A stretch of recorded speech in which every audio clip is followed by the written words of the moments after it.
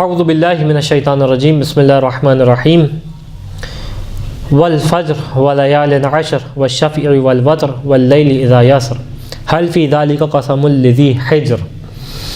قرآن کریم فرقان حمید کی مختصر 30ویں پاری کی سورہ کی مختصر شرح کے اندر جو ہے ہماری گفتگو جاری ہے، اور اسی ذیل میں سورہ مبارکہ فجر جو قرآن کریم کی 30ویں پاری کے اندر ہے، 30 آیتوں پہ یہ سورہ مشتمل ہے۔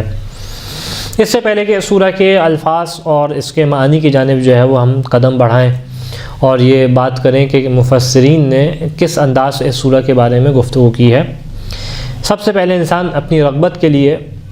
کس انداز سے اس سورہ کو پڑھنے کا اہل بیت علیہ السلام نے روایات کے اندر ثواب بیان کیا، اور کیا کیا زندگی میں اور دنیاوی فوائد ہیں کہ جو اس سورہ کے اعتبار سے ہمیں تعلیم دیے گئے۔ تو سب سے پہلے جس چیز کو بیان کیا گیا کہ وہ سورہ ہے کہ جس کو کہا گیا کہ یہ اس کی خاص نسبت ہے امام حسین علیہ السلام سے، کہ امام صادق علیہ السلام کیا بیان کرتے ہیں، اقرؤوا سورۃ الفجر فی فرائضکم و نوافلکم، کہ سورہ فجر کی تلاوت کرو، کس کے اندر؟ اپنے واجب نمازوں کے اندر بھی اور اپنی مستحب نمازوں کے اندر بھی، یعنی جب انسان جو ہے وہ سورہ پڑھو، سورہ حمد کے بعد اس کی تلاوت کرے، اس چیز کی جانب ابھار رہے ہیں۔ پھر کیا کہا، فَإِنَّهَا سُورَةٌ لِلْحُسَيْنِ ابن علی علیہ السلام، یہ وہ سورہ ہے کہ جو امام حسین علیہ السلام کے لیے ہے، یعنی اس کے اندر اس کے مطالب کے اندر، اور انشاءاللہ جب اس کے اوپر بات کریں گے، خاص طور پہ اس کی آخری 3 آیات کہ جس کے بارے میں کہا کہ جو بیان کرتی ہیں کہ جس کے اندر نفس مطمئنہ کی بات چل رہی ہے، جس کے اندر جو ہے وہ اس عنوان پہ بات ہے، وہاں پہ انشاءاللہ تفسیر جب اور اس کی جو ہے وہ معنی کو پیش کریں گے تو روایات بیان کرتی ہیں امام حسین کے لیے ہے۔ تو کیا کہا، یہ وہ سورہ ہے کہ جو خاص ایک نسبت رکھتی ہے امام حسین سے، تو یہاں پہ خاص طور پہ جو عزادار ہے، جو امام حسین کا چاہنے والا ہے، ایک اس کے دل میں خاص محبت پیدا ہو جائے گی خود بخود اس سورہ کی جانب۔ پھر کیا کہا، من قرأہا کان مع الحسین علیہ السلام یوم القیامہ فی درجتہ من الجنہ، اور یہ وہ شاید اس کا عظیم ترین اجر ہے کہ جس کے اوپر ہماری سب کچھ قربان ہے۔ اور وہ کیا ہے کہ جس نے اس سورہ کی تلاوت کی وہ جنت میں امام حسین علیہ السلام کے ساتھ ان کے درجے میں موجود ہوگا۔ یہ چھوٹا ثواب نہیں ہے، امام حسین کی شخصیت کوئی معمولی شخصیت نہیں ہے، لہٰذا یہ اجر بھی کوئی چھوٹا اجر نہیں ہے کہ امام کے ساتھ ان کے درجے پہ ہوگا۔ پھر ایک اور جو اس کا فائدہ اور اس کا جو ہے وہ چیز کی جانب جو ہے وہ رغبت دلائی گئی کہ وہ سورہ ہے کہ جو انسان اگر جو ہے وہ اس کے ہاں اولاد نہیں ہے، پریشان ہے اولاد کے اعتبار سے کہ اولاد نہیں ہو رہی، بعض اوقات اس قسم کے مسائل آتے ہیں کہ رشتہ ہو گیا، شادی ہو گئی اور 5 6 7 8 سال گزر گئے، اولاد نہیں ہو رہی، تو جہاں انسان میڈیکل طور پہ جو ہے وہ ڈاکٹر کو دکھائے اور دکھائے ڈاکٹر کو اس میں کوئی ایسی قباحت نہیں ہے، ڈاکٹر کو دکھائے، وہیں جو ہے وہ چیزیں بھی ہیں جو بید اللہ ہے، اللہ کے ہاتھ میں ہیں۔ تو اس میں بیان کیا کہ یہ سورہ بہت زیادہ معاون ہے، بہت زیادہ مددگار ہے اس شخص کے لیے کہ جس کے ہاں اولاد نہیں ہوتی۔ کس انداز سے روایت ہے امام صادق علیہ السلام سے کہ بیان کرتے ہیں، من قرأہا عند طلوع الفجر امن من کل شیء الی طلوع الفجر من یوم الثانی، پہلا فائدہ جو بیان کیا وہ کیا کہ جو اس سورہ کی تلاوت کرے طلوع فجر کے وقت، یعنی فجر کے وقت، اگلے دن کی فجر کے وقت تک یہ جو ہے وہ محفوظ رہے گا، امان میں رہے گا، یعنی جس کو اس قسم کا خوف ہے وہ اس کی تلاوت کرے۔ پھر کہا، من کتبہا وعلقہا علی وسطہ ثم جامع زوجتہ رزقہ اللہ تعالی ولدا تقر بہ عینہ، کہ جو اس سورہ کی تلاوت، اس سورہ کو لکھے اور لکھنے کے بعد جو ہے وہ اپنے جسم کے درمیانی حصے پہ ٹانگ لے، اپنے پیٹ کے پاس مثال کے طور پہ اس کو ٹانگ لے، معلق کر دے۔ بعض ایک روایت میں اس انداز سے، بعض ایک روایت میں ہے کہ اللہ کہا علی زوجتہ، اپنے زوجہ کے جو ہے وہ بطن پہ یعنی درمیانی حصے پہ اس کو جو ہے وہ باندھ دے، اور اس کے بعد جو ہے مجامعت کرے تو خدا اس کو جو ہے وہ اولاد عطا کرے گا۔ اور اللہ امام صادق کیا بیان کرتے ہیں، ایسی اولاد ہوگی کہ تقر بہ عینہ، کہ جس کے ذریعے سے جو اس کی آنکھوں کی ٹھنڈک کا سبب بنے گی، اس قسم کی جو ہے وہ اولاد عطا کرے گی۔ بعض ایک روایت نے بیان کیا کہ ولدن مبارکہ، ایک ایسی اولاد عطا کرے گا خدا کہ جو انتہائی بابرکت ہوگا اس کے لیے۔ تو یہ جو ہے وہ اس طریقے سے اس کے سورہ کے مطالب کا، سورہ کے پڑھنے کا، اور اس کے دنیاوی اعتبار سے اور اس کے اخروی اعتبار سے یہ اس کے فائدے ہیں۔ سورہ کے مطالب کی اگر جانب نگاہ کی جائے تو اس کے اندر سب سے پہلے جس چیز کے بارے میں بات کی جاتی ہے، پہلے خدا کچھ عظیم چیزوں کی قسم کھاتا ہے، اور اس قسم کھانے کے بعد جو ہے وہ جو اس سورہ کا فوکس پوائنٹ ہے وہ ہے کہ حب دنیا، اور یہ کس طریقے سے دنیا کی شدید محبت ہے کہ جو انسان کو اس کا اپنا نقصان پہنچاتی ہے۔ اور پھر یہ بھی بیان کیا کہ یہ حب دنیا ہے کہ جس نے کئی قوموں کے اوپر کس طریقے سے اس بات کا سبب بنی کہ ان کے اوپر عذاب الہی آئے۔ اور ان تمام چیزوں کو ذکر کرنے کے بعد خدا نے جو ہے وہ آخر کے حصے میں دونوں طبقات کا بیان کیا کہ وہ کہ جو حب دنیا کے اندر شکار تھے ان کا قیامت میں کیا انجام ہوگا، اور وہ لوگ کہ جو حب دنیا کے شکار نہیں تھے بلکہ دنیا کے اوپر جو ہے وہ دنیا کو دین کے حوالے کر چکے تھے، ان کا جو ہے وہ نتیجہ کیا ہوگا۔ بسم اللہ کرتے ہیں۔ بسم اللہ الرحمن الرحیم۔ آغاز ہوتا ہے سورہ کا والفجر۔ سب سے پہلے جو ہے وہ خدا کا آغاز کر رہا ہے سورہ کی، اور آغاز میں ہی قسم کھا رہا ہے، اور کس انداز سے؟ والفجر، اور قسم ہے فجر کی۔ واو یہاں پہ قسم کے لیے ہے۔ فجر جو ہے وہ کہتے ہیں جو لغت نے اس کا معنی بیان کیا، وہ کسی بھی چیز کو چیرنا، کسی بھی چیز کے اندر شغاف پیدا کرنا۔ یہ جو شغاف پیدا ہوتا ہے اس کو کہا جاتا ہے فجر۔ جس طریقے سے قرآن نے بیان کیا کہ جب جناب موسیٰ کا قصہ تھا کہ جس کے اندر 12 جو چشمے تھے فجرت، اس کے اندر جو ہے وہ پتھر کے اندر شغاف ہوا زمین کے اندر، اس سے جو ہے 12 چشمے جاری ہو گئے۔ تو چیز کے اندر وہ آپ اس کے اندر اس انداز سے چڑھے اور اس کے اندر جو ہے شغاف پیدا ہو جائے، اس کو کہتے ہیں فجر۔ اسی نسبت سے جب ہماری صبح کا وقت ہوتا ہے کہ جب رات کے بعد سورج نکلتا ہے تو اس کو بھی فجر کہا جاتا ہے۔ وجہ کیا ہوتی ہے؟ وہ اندھیرے کی رات جو پورے طریقے سے اندھیرے جس نے پیدا کیا ہوا ہوتا ہے، یہ سورج آتا ہے اور آنے کے بعد اس اندھیرے کو چیرتا ہے، اور چیرنے کے بعد ایک روشنی ہے جو نکالتا ہے، لہٰذا کیا جاتا ہے فجر کا وقت، یعنی جس میں رات کے اندھیرے کو ختم کیا اور روشنی کو نمایاں کیا، لہٰذا جو ہے وہ اس کو فجر کہتے ہیں۔ اب جو ہے وہ یہاں پہ کون سی فجر ہے یہ جو ہے وہ معنی بیان نہیں کیا، کس فجر کی قسم کھائی جا رہی ہے، لیکن ایک بات جو بہت واضح ہے وہ یہ ہے کہ جب بھی فجر کی قسم کھائی جا رہی ہے اس کا مطلب یہ ہے،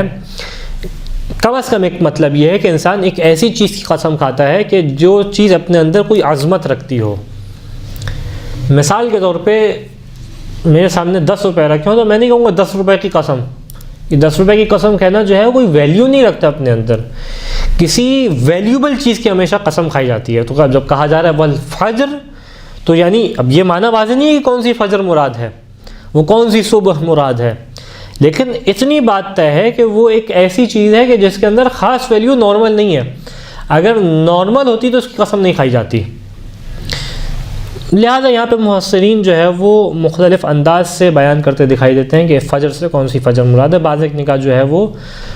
ذی الحج کی فجر مراد ہے، بعض ایک نے کہا کہ روز جمعہ کی فجر مراد ہے، اور جو ہے وہ مختلف انداز سے مفسرین نے ایک معرکہ ہے جو مفسرین کے درمیان یہاں پہ دکھائی دیتا ہے۔ لیکن اب کیونکہ یہ آیت وہ ہے کہ جیسا مقدمے میں پہلے درس میں آپ کے سامنے پیش کیا تھا کہ ایسی کوئی آیت آ جائے کہ جس کے معنی واضح نہ ہو تو ہم اپنی مرضی سے معنی بیان نہیں کر سکتے، ورنہ تفسیر بالرائے ہوگی۔ تفسیر بالرائے جو ہے وہ ہمارے مکتب میں کسی طور پہ بھی اس کی گنجائش نہیں ہے، لہٰذا روایت کی جانب جب نگاہ کرتے ہیں تو یہاں پہ فجر سے مراد بیان کیا، کہا کہ والفجر الفجر هو القائم علیہ السلام، کہ اس فجر سے مراد کیا ہے؟ کہا کہ اس فجر سے مراد حضرت حجت عجل اللہ تعالی فرجہ الشریف کی ذات مراد ہے۔ اب یہ الفاظ جو ہے روایت کے اندر نہیں ہے، لیکن جو بات محسوس ہوتی ہے شاید یہاں پہ مراد یہ ہو کہ جس انداز سے دنیا اندھیروں کے اندر ہوگی، تاریکیوں کے اندر ہوگی، گمراہی کے اندر ہوگی، اور اس گمراہی جس طریقے سے رات کے اندر مکمل تاریکی ہوتی ہے، اور اس تاریکی کو دور کیسے ہوتا ہے؟ ایک سورج کے ذریعے سے۔ یہاں سورج کی روشنی آتی ہے اور یہاں تاریکی جو ہے وہ چھٹنے لگتی ہے، اور ایک وقت وہ آتا ہے کہ سورج کی روشنی مکمل انداز سے اس تاریکی کے اوپر غلبہ حاصل کر لیتی ہے۔ ہم روایات دیکھیں تو کیا دکھائی دیتی ہیں کہ املا الارض قسطا وعدلا کما ملئت ظلم وجورا، کہ دنیا جس انداز ظلم و جور سے بھری ہوگی، جس طریقے سے آج کے زمانے میں ہم دنیا کے حالات دیکھیں کہ کوئی زمین کا کوئی حصہ ایسا نہیں ہے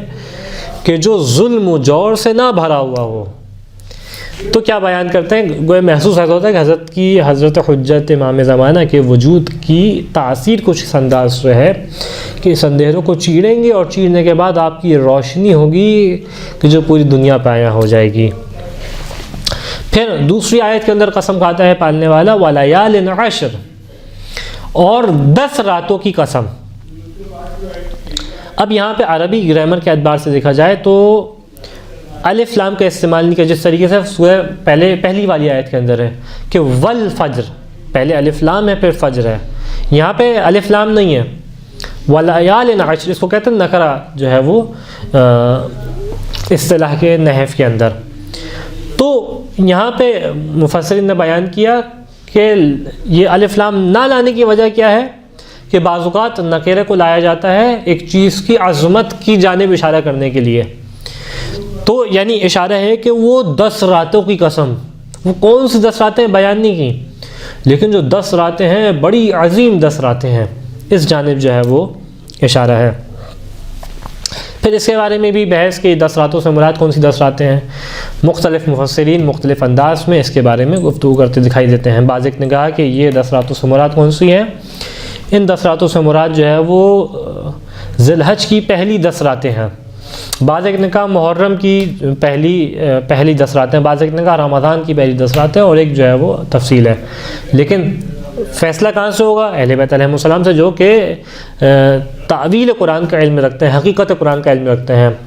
تو کیا بیان کرتے دکھائی دیتے ہیں وَلَيَالٍ عَشْرٍ مِنَ الْحَسَنِ إِلَى الْحَسَنِ علیہم السلام، ان 10 راتوں سے مراد کون ہے؟ 10 ائمہ علیہم السلام ہیں۔ لیالٍ عشر ائمہ یعنی وہ 10 ائمہ، اور کون سے 10 ائمہ؟ امام حسن علیہ السلام سے لے کے امام حسن علیہ السلام، یعنی امام حسن مجتبی علیہ السلام سے لے کے امام حسن عسکری علیہ السلام تک، ان سے مراد جو ہے وہ 10 راتیں۔ اور بعض ایک روایت میں یا بعض ایک جو ہے وہ اس روایت کی تفسیر کرنے والوں نے اس بات کی جانب اشارہ کیا کہ یہ 10 راتیں اس وجہ سے کہیں کیونکہ یہ وہ ائمہ ہیں جو براہ راست حکومت پہ نہیں آئے، یعنی دنیا جو ہے وہ شاید اس سے مراد اس انداز سے ہو کہ دنیا جو ہے وہ ان کے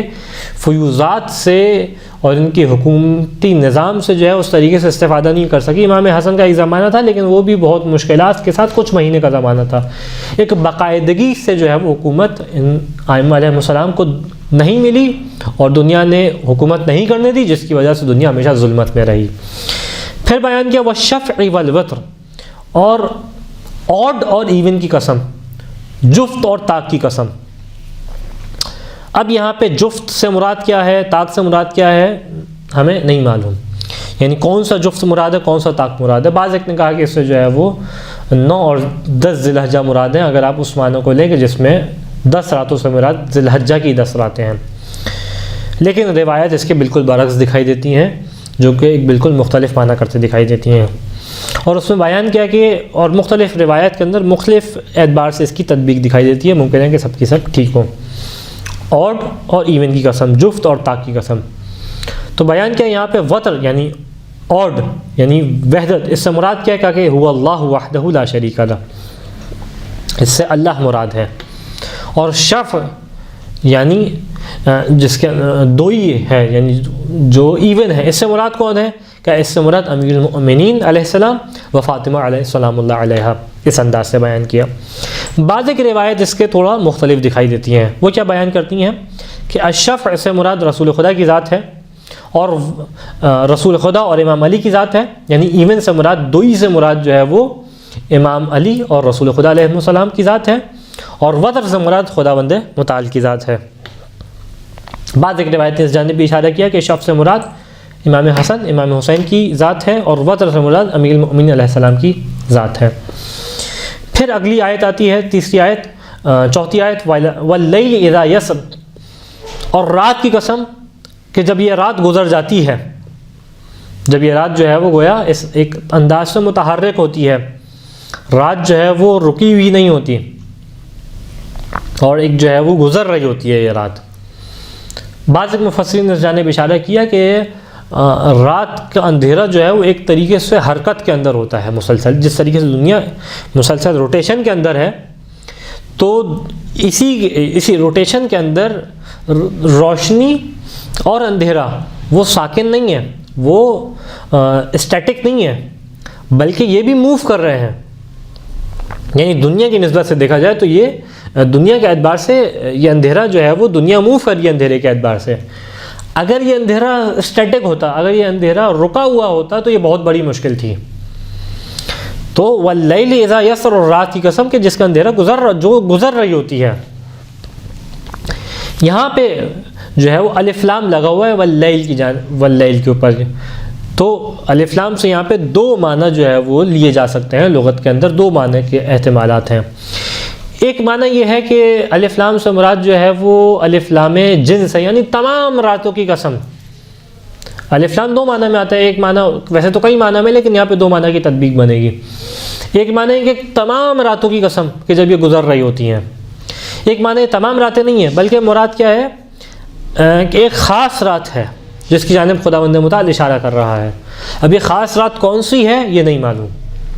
لیکن الف لام جس کو اس عربک گرامر کے اندر کہتے ہیں الف لام عہد ذہنی، یہ جانب جو ہے وہ پن پوائنٹ کر رہے ہیں کہ ایک خاص رات ہے جس کی جانب پالنے والا اشارہ کر رہا ہے۔ یہ خاص رات کون سی ہے یہ بیان نہیں ہوا۔ روایات کے اندر دکھائی دیتا ہے کہ واللیل اذا یسر سے مراد کیا ہے، وہی دولت الحبطر، وہی تسری الی دولت القائم علیہ السلام، کہ اس سے مراد کیا دولت حبطر ہے۔ اب اس دولت حبطر کیا ہے، اس کے اندر جو ہے ہمیں ایک کلام گفتگو دکھائی دیتی ہے۔ بعض ایک جو ہے وہ حدیث کو سمجھنے والوں نے بیان کیا کہ دولت حبطر سے مراد بنو امیہ کی حکومت ہے، جو کہ امام زمانہ کی حکومت سے متصل ہو گیا، یعنی امام زمانہ آ کے اس حکومت کو ختم کریں گے۔ تو یہاں پہ سوال پہلا جو پیدا ہوتا ہے وہ کہ بنو امیہ کی حکومت تو کب کی ختم ہو چکی ہے، تو پھر امام زمانہ آ کے ختم کریں گے، اس کا کیا معنی بنتا ہے؟ تو یہاں پہ بیان کیا کہ سفیانی، بعض ایک روایت اشارہ کرتی ہیں کہ سفیانی جو ہے وہ نسل امیہ سے ہوگا، بنو امیہ کی نسل سے ہوگا، لہٰذا اور اس کی حکومت جو ہے امام زمانہ کی حکومت سے متصل ہوگی، یعنی امام آ کے اس کی حکومت کو ختم کریں گے، لہٰذا جو ہے وہ اس جانب اشارہ۔ بعض ایک نے اس کا معنی یہ کیا کہ دولت حبطر سے مراد مکمل جو ہے وہ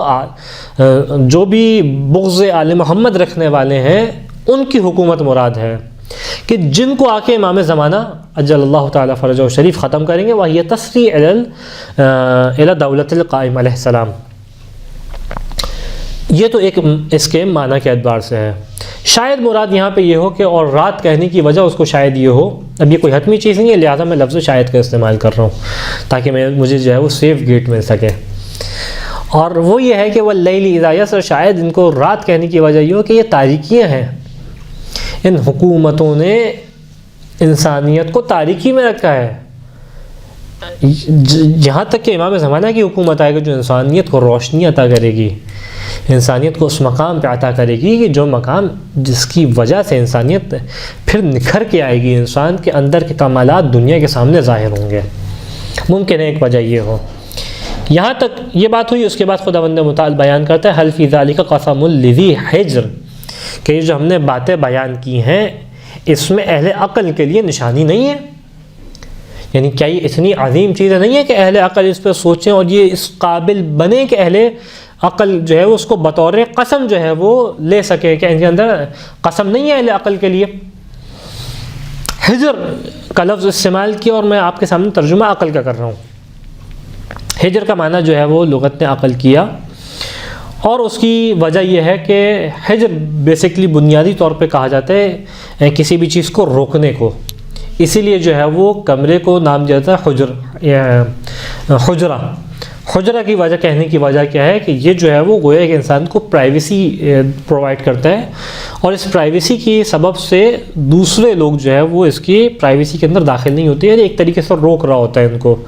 اور انسان کو جو ہے کہ ایک پرسنل اسپیس پرووائڈ کر رہا ہوتا ہے، اسی وجہ سے اس کو حجرہ کہا جاتا ہے۔ حجر کہنے کی وجہ کیا ہے؟ عقل کو، کیونکہ یہ عقل ہے کہ جو انسان کو چیزوں سے روکتی ہے، یعنی ایک شخص وہ کہ جو دیوانہ ہے، جس کے پاس عقل نہیں ہے، وہ جو چاہے جہاں چاہے کرے، اس کے اوپر کوئی روک تھام نہیں ہوگی، اس کا جیسا دل چاہے گا کرے گا۔ لیکن ایک وہ شخص کہ جس کے پاس عقل ہے، اس کی اس طریقے سے مرضی نہیں چل رہی ہوگی، بلکہ وہ کام کرنے کے اندر سنبھل کے کام کر رہا ہوگا، وہ دیکھ بھال کے اور جو ہے وہ چیزوں کو کیلکولیٹیولی کام کر رہا ہوگا، اور کہیں نقصان کی بات ہوگی تو روکے گا، کیونکہ اس کو سمجھ میں آئے گا کہ نقصان ہے۔ تو لہٰذا عقل وہ چیز ہے جو انسان کو روکتی ہے، انسان کو کئی چیزوں سے روکے گی، لہٰذا اس کو کیا کہا گیا؟ عقل۔ اور عقل کا بھی جو بازک معنی نقل کیا اس کے اندر اس بات کی جانب اشارہ کیا کہ عقل کو عقل کہتے ہیں اس وجہ سے کہ یہ انسان کو روکتی ہے بہت ساری چیزوں سے۔ اب پالنے والے کی جانب اشارہ کر رہا ہے کہ یہ جو چیزیں بیان کی ہیں سب کے لیے نشانیاں نہیں ہیں، یہ نشانی کس کے لیے ہے؟ یہ اس کے لیے نشانی ہے کہ جو ذی حجر ہے، جس کے پاس عقل موجود ہے۔ جس کے پاس عقل موجود نہیں ہے، اس کو ان چیزوں کی نشانی اور ان چیزوں کی اہمیت کا احساس نہیں ہوگا، جس کے سبب سے یہ قسم ہی نہیں بن سکے گی، جیسا بیان کیا تھا۔ قسم کے لیے وہ چیز ہونی چاہیے، اس چیز کی قسم کھائی جائے کہ جو اپنے اندر کچھ ویلیو رکھتی ہو، اور جب یہ آیات ایک شخص کے نزدیک ویلیو ہی نہیں رکھتی تو اس کے لیے قسم کا درجہ بھی نہیں حاصل ہوگا۔ لہذا بیان کیا حل فی ذالک قسم لذی حجر، کیا اہل عقل کے لیے اس کے اندر قسم نہیں ہے؟ اچھا، خود یہ خدا جو ہے وہ سوال پوچھ نہیں رہی ہے، یہاں پہ استفہام انکاری ہے، یعنی استفہام انکاری یعنی کہ دن نکلا ہو، سورج جو ہے وہ دھوپ پہنچا رہا ہوں، میں آپ سے کہوں کیا اب دیکھتے نہیں ہے دن ہے؟ تو یہ میں پوچھ نہیں رہا، آپ کو بتا رہا ہوں کہ دن ہے، اور آپ کو ایسا عمل کر رہے ہیں کہ جو دن کے مطابق نہیں ہے، لہذا تنبیہ کر رہا ہوں۔ جس طریقے سے قرآن میں اور بھی موارد پہ دکھائی دیتا ہے کہ حل یستوی الذین یعلمون والذین لا یعلمون، کہ وہ لوگ کہ جو علم رکھتے ہیں اور جو علم نہیں رکھتے کیا برابر ہو سکتے ہیں؟ یہاں پہ خدا پوچھ نہیں رہا بلکہ بتا رہا ہے برابر نہیں ہو سکتے،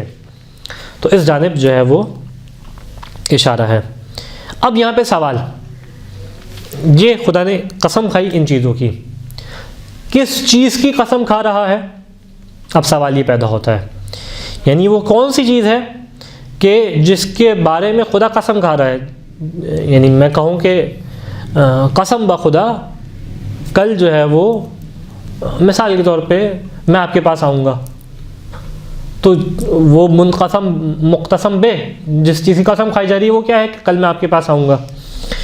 تو یہاں پہ وہ چیز کیا ہے جس کی خدا قسم کھا رہا ہے؟ یہاں پہ جو ہے وہ دو احتمالات مفسرین نے بیان کیے۔ پہلا احتمال یہ ہے کہ آیت نمبر 13 جو آگے آنے والی ہے وہ اس کی قسم مراد ہے کہ ان ربک لبالمرصاد، کہ آپ کا رب جو ہے وہ گھاٹ لگائے بیٹھا ہے، وہ مراد ہے۔ انشاءاللہ اس کا معنی بیان کریں گے کہ رب گھاٹ لگائے بیٹھا ہے، اس کا مراد کیا ہے؟ بعض نے کہا کہ یہ ہے، بعض نے کہا کہ نہیں یہ نہیں ہے، بلکہ قسم سے مراد کیا ہے؟ یہاں پہ کہا کہ قسم سے مراد ایک چیز ہے جو خدا نے آیات کے اندر بیان نہیں، جو الفاظ کے طور پہ بیان نہیں کیا بلکہ محذوف ہے، یعنی اس کو آیت میں ذکر نہیں کیا گیا۔ مراد کیا ہے؟ وہ مفہوم ہے کہ جو آگے آنے والی آیات کے اندر ہے، اور وہ کیا مفہوم ہے کہ جو حب دنیا کا شکار ہوا وہ جو ہے وہ اس طریقے سے آتش جہنم کا مزہ چکے گا، اسی طریقے سے جو حب دنیا کا شکار نہیں ہوا، جس نے جو ہے وہ دین کو دنیا پہ ترجیح دی، جس نے خدا کی مرضی کو ترجیح دی، وہ جو ہے وہ آخرت میں کامیاب ہوگا۔ یہ اس چیز کے اوپر جو ہے وہ قسم کھائی جا رہی ہے۔ اس ایپیسوڈ میں آپ کے سامنے ان آیات تک رکھتے ہیں، انشاءاللہ آنے والے ایپیسوڈ میں مزید آیات کے اوپر کوشش کریں گے، بیان کریں گے مفسرین نے کیا بات کہی۔ خداوند متعال سے دعا ہے کہ ان آیات کے اوپر سوچنے سمجھنے ان پہ عمل کرنے کی ہمیں توفیق عطا فرما۔ وآخر الدعوانا ان الحمد للہ رب العالمین۔